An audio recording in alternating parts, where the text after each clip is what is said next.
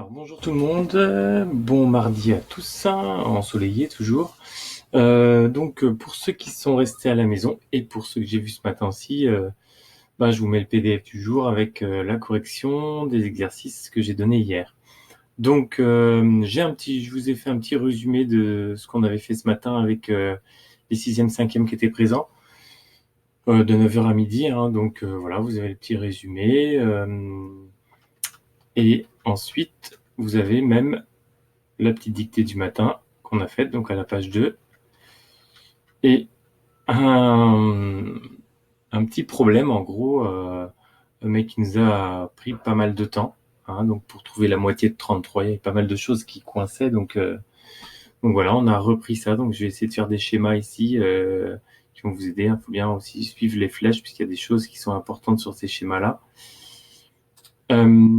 Et voilà, et ensuite il y a la correction des exercices. Donc le premier exercice, c'était l'exercice de français. Donc on avait, vous vous souvenez, hein, la petite affiche de cinéma là. Donc on demandait en quelle langue on peut voir ce film. Donc la réponse était dans la deuxième partie, langue ici, français, anglais, japonais. Donc je réponds, on peut voir ce film en français, en anglais et en japonais. Le nom du film, c'était facile. Le nom du film est écrit en gros sur la première partie de l'affiche, Voyage sans retour. Donc, le nom du film est Voyage sans retour. La durée du film, alors la durée du film, on l'a trouvé sur la deuxième partie. On voit ici 1h45 minutes, une H45MN, H pour heure, MN pour minute. Donc, on répondait simplement, ce film dure 1h45. Le réalisateur, c'était un petit peu plus dur à trouver. Donc le réalisateur, on le trouvait ici. Les productions spatiales présentes, un film de Gérard Trompa. Donc c'est ici, c'est lui qui l'a créé ce film. Donc on répondait, le réalisateur est Gérard Trompa. Alors les enfants peuvent regarder ce film seulement si leurs parents sont d'accord. On appelle ça l'accord parental. C'est écrit en gros ici, en bas de cette affiche. Donc accord parental, ça veut dire que les enfants doivent demander aux parents s'ils sont d'accord, parce qu'il y a peut-être des scènes qui peuvent choquer ou qui sont violentes, etc. Donc c'est les parents qui doivent décider ici. Et enfin, on peut dire que c'est un film de science-fiction. Je mets ici que aller sur Saturne, sur la planète Saturne, ce n'est pas encore possible aujourd'hui, de nos jours.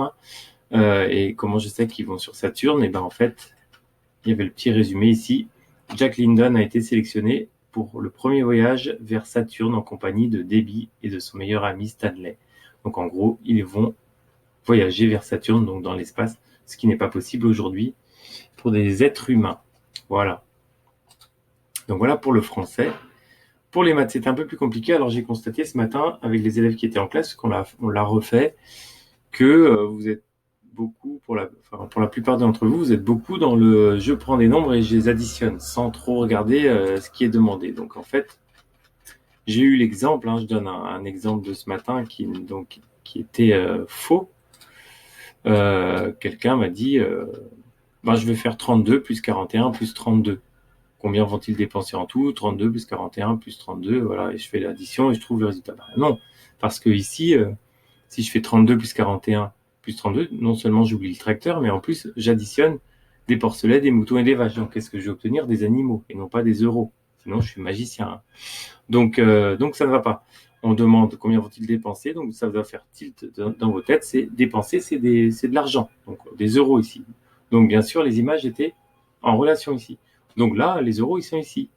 Le tracteur, ici, c'est le mot. Ici, on a le tracteur, mais avec son prix. Donc déjà, ils vont dépenser 70 000 euros.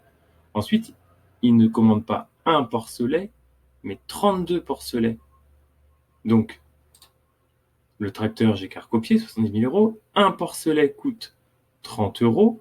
Donc, 32 porcelets, ce 32, on le retrouve là, c'est 32 fois. 32 fois le prix d'un porcelet. Donc, 32 fois 30. Vous voyez les codes couleurs ici? Ça nous donnait 960 euros, en plus du tracteur déjà. Ensuite, les moutons. Donc, un mouton coûte 90 euros sur l'image. Donc, 41 moutons, c'est 41 fois. 41 fois 90 euros. 90, plus 90, plus 90, etc. 41 fois. Ça nous donnait 3 690 € en plus du tracteur et des porcelets. Et enfin, une seule vache coûte 900 €, c'était aussi écrit sur la fiche. Donc 32 vaches, c'est 32 fois plus. Donc 32 fois 900 €. 900, 900, 900, 32 fois comme ça. Et ça nous donnait 28 800 € en plus du tracteur, du porcelet et du mouton. On a ajouté cette somme aussi. Donc la dépense totale, ce fameux geste, je mets tout ensemble, 70 000 plus 960 plus 3 690 plus 28 800, ça nous donnait un grand nombre, hein, une grosse somme, 103 450 €. Donc en tout, ils doivent dépenser 103 450 € pour le matériel et les animaux. Mais seulement, ce qui est intéressant pour eux, c'est qu'ils sont 3. Donc ils vont partager cette somme pour qu'ils aient moins à payer chacun et qu'ils se partagent ensuite le matériel. Ils se partageront le tracteur, voilà, chacun le prendra un moment, et ils se partageront les animaux. Donc un partage, ça doit faire tilt aussi, c'est une division. Surtout que les 3 parties seront égales. Ça, chacun paye la même somme. Donc partage à faire entre les 3 jeunes agriculteurs. Donc ce partage en 3, ça se transforme en divisé par 3. Donc on prend la grosse somme, 103 450, divisé par 3, et ça nous donnait 34 483,33. Il y a plein de 3 après, 33, 33. Donc c'est environ. Chaque agriculteur paiera 34 483,33 €. 34 483 € et 33 centimes. Chacun. Si vous mettez les 3 en même temps, ça vous donnera 103 450. Donc c'est presque, pour vous donner une idée, c'est presque 35 000 € chacun. Enfin, 500 € près. Donc voilà. Donc attention, hein, le conseil là, c'est de faire très attention quand vous avez un problème. Ne prenez pas les chiffres et les nombres et additionnez tout de suite sans réfléchir. Faut faire bien avoir la question en tête. Quand on demande une somme ou quelque chose à dépenser, ce sont des euros, donc on ne va pas répondre avec des animaux. Donc attention à ça.